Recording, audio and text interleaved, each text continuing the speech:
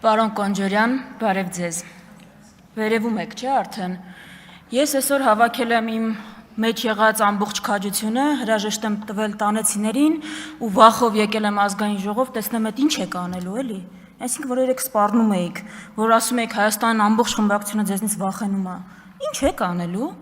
Այսինքն մարդկային համեստությունը ձեզ ծանոթ է մի քիչ։ Գիտեք ինչի է ԱԺ ռեյտինգը նաև այդ աստիճանի, որովհետև ախր մարդիկ նայում են, չէ՞, նիստերը։ Ու նայում են, լսում են ձեր ելույթները, ասում են՝ «Այ տղա ջան, ախր եթե ՊՊԾ-ն քո իշխանության ձեռքի տակ չլիներ, ամբողջ ուժայինները, ոստիկանությունը, բանակը, դու տենց ելույթներ կարող էիր ունենալ»։ Կլինի մի քիչ ձեզ համեստ պահեք։ Ձեզնից վախեցող չկա։ Հետաքրքիր է ինչ եք անելու։ Հիմա անցնենք մյուս թեմաներին։ Գիտեք,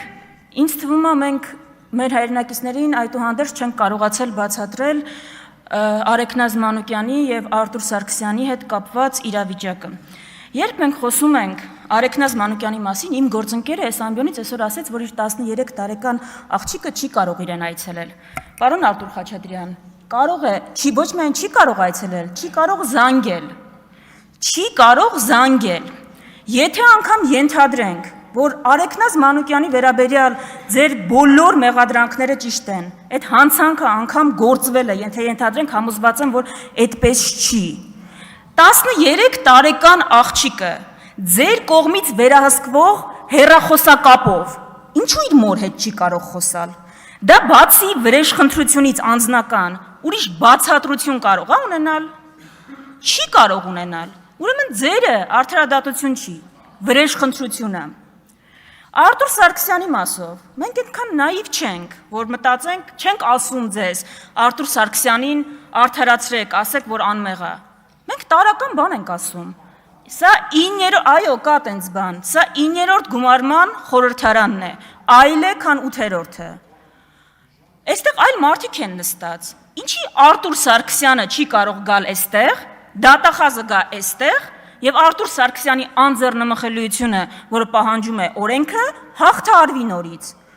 Արայիկ Հարությունյանը նոր է այստեղ։ Կարող է Արտուր Սարգսյանը համոզում է Արայիկ Հարությունյանին, որ ինքը անմեղ է եւ պետք չի իր անձեռնմխելիությունը հաղթահարել։ Վիլեն Գաբրիելյանը հետաքրքիր հարցեր եք տալիս դատախազին, այն ժամանակ չկար։ Կարող է համոզվում է, այլ ընդդիմադիր ֆրակցիա կա։ Դա օրենքի պահանջ է։ Բացի վրեժխնդրությունից, այլ պատճառաբանություն կա, ինչու դա դուք չեք անում։ Չէ, որովհետև ձեր արդարադատություն չի, վրեժխնդրությունը, դա է ամբողջ խնդիրը։ Հիմա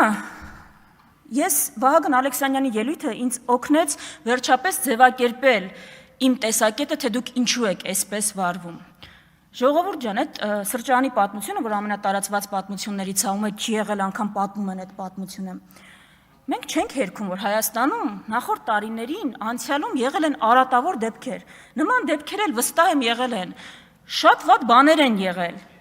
մենք նորանկախ պետություն ենք եղել, չկա որևէ նորանկախ պետություն, որը այդպիսի դժվարությունների միջով,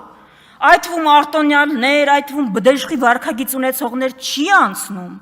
չկա այդպիսի պետություն, ցույցերի մասնակցությունը ձեր մենաշնորհը չի եղել։ Միջին ստատիստիկ հայկական ընտանիքում իր բոլոր դժվարություններով մենակ դուք չեք ծնվել, դուք չեք մենակ դժվարություններ ունեցել, բայց ձեր ու մնացածի տարբերությունը այն է, որ մենք օրինակ չենք չարացել այդ դժվարություններից, չենք սկսել ատել այս պետությունը ու հասարակությունը, չենք սկսել վրեժ լուծել իրենցից մեր չունեցածի համար, մեր չունեցածի համար չենք սկսել ատել նրանց, ովքեր ունեն, հակառակը մտածել ենք, ուրեմն ավելի շատ է պետք աշխատել, ավելի մեծ ջանք է պետք գործադրել։ Դա է խնդիրը։ Ձեր վրեժխնդրությունը սպանում է այս պետությունը։ Հասկանում եք։ Դուք օրինակ Հարավային Կորեայի զարգացման օրինակ ուսումնասիրել եք, այդ պետությունը ո՞նց է թռիչքաձև աճ ապահովել։ Իր ազգային կապիտալի հաշվին, իր ազգային կապիտալի վրա հենվելով։ Հիմա եթե Արեգնազ Մանուկյանը դուրս գա բանտից եւ ձեզնից որևէ մեկի հետ զուտ վրեժխնդրությունից դրդված վարվի այնպես, ոնց որ իր հետ են վարվում, դա վատ բան է, դա վատ է, այդպես պետություն չեն կառուցի, այդպես չպիտի լինել։ Ընդհանրապես ձեր դեմ պայքարի ամենակարևոր հիշեցումը այն է, որ հանկարծ մենք ձեզ չնմանվենք։ Մենք ձեզ չնմանվենք, որովհետև այնքան հեշտ է հրեշի դեմ պայքարելով հրեշավոր երևույթների դեմ ինքը դառնալ դրա կրողը։ Դուք դրա վառ, ամենավառ օրինակներն եք։ Հիմա իմ կարծիքով մի դրվագել կա, որ դուք բաց եք թողում ամենամեծ ողբերգությունը ձեր կառավարման տարիների։ Ժողովուրդ, ամենամեծ խնդիրը, որը դուք բաց եք թողում, այն է, որ Հայաստանի պատմությունը միջև ձեզ եղել է զարգացման պատմություն, դանդաղ տեմպերով, բայց եղել է գնալով առաջընթաց ապրող պետության պատմություն։ Մենք ձեր օրոք, այ հիմա, սկսում ենք տեսնել նենց բաներ, որ մեկ էլ 90-ականներին ենք տեսել։ Դուք այդ ռեգրեսը չեք զգում, դուք չեք զգում, որ ընտրություն եք կազմակերպել, որը հիշեցնում է 90-ականների ամենավատ ավանդույթները։ Այդ ռեգրեսը դուք ինձ թվում է իսկապես չեք տեսնում, բայց Հայաստանը բերել հասցրել եք, ոչ թե պրոգրեսը դանդաղել է, կանգ առել, ռեգրեսն է սկսել, ու դա եղել է մենակ անվտանգայինը չէ, մենակ տնտեսականը չէ, ամեն համակարգային, ամեն առումով, այդ ռեգրեսն է, որ պետք է կանգնացնել, բայց ես իսկապես կարծում եմ, այս խորհրդարանի գլխավոր խնդիրը Հայաստանի կարևորագույն հարցերից մեկին պատասխանելն է, դուք ամենաշատը, այո, ինքնիշխանություն բառը օգտագործած քաղաքական ուժն եք։ Ժողովուրդ, ես իսկապես զարմանում եմ, ձեր ինքնիշխանությունը ձեզ չի բավարարում պատասխանել պարզ հարցի, որտեղից է գալիս Հայաստանի սպառնալիքը, որ պետություններն են սպառնում Հայաստանին, որ պետությունների դեմ են գուցե մենք զինվում, բանակը, արդիական, առաջնային սպառնալիքները որոնք են, այդ ինչ ինքնիշխանություն է, որ չի բավարարում ասելու դա։ Եթե դուք ինքնիշխանությունը հասկանում եք որևէ պետության դեմ հայտարարություններ անելու կարողությամբ, հակավրացական հայտարարություն արեք մի հատ, տեսնեմ առանց հետևանք կարաք, այդպիսի հայտարարություն անեք, հակավրացական օրինագծի դեմ քվեարկեք օրինակ, դա հետևանք չի ունենա ձեր դեմ, իսկ ձեր, ես չգիտեմ ինչին եք զարմանում, կգաք ձեր զարմանքը այստեղից կարտահայտեք, դա ինքնիշխանություն չի, այդ ինքնիշխանության հետ կապ չունի, այդ կապ ունի ուրիշ ուժային կենտրոնի գործիք դառնալու հետ, ձեր ամբողջ խնդիրը էնա, ուրիշ, ես իմ օրինակով մենակ գիտեմ Հայաստանի շահերը սպասարկելը ոնց կարող է լինել, ձեր օրինակներով մի կիսվեք, ժողովուրդ ինչի ոգևորվեցիք էլի, հիմա,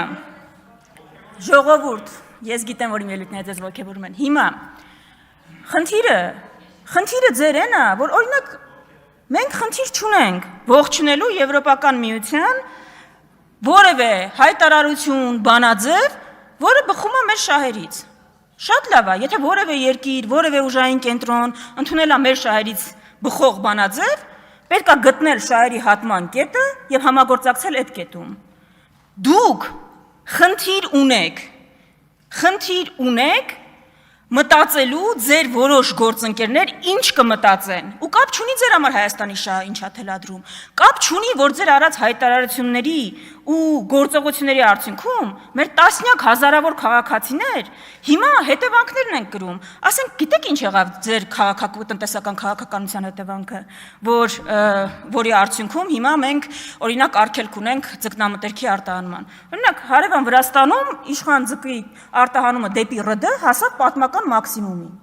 Մենք երբ որ ասում ենք, որ դուք շահեկան եք բոլորին բացի հայ ժողովրդից, սա ենք ասում։ Հարևան Վրաստանը մեր բարեկամ երկիրն է, բայց կներեք, այնքան բարեկամ չի, որ մեր հարկատուների հաշվին մեր կառավարությունը իր օգտին գործի։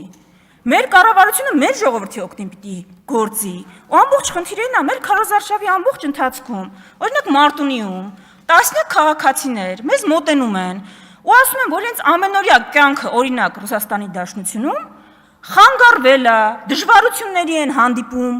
ձեր արած հայտարարությունների պատճառով։ Հիմա Լուսինե Բադալյան, Զուգար Բանավեճա, ինտերակտիվ։ Կին Բադալյան լրեք։ Ես ինչի պիտի լրեմ, իմ ելույթի երթն է։ Բադալյանը չեք, դուք Վարդանյանն եք։ Հիմա ամբողջ խնդիրը էս է։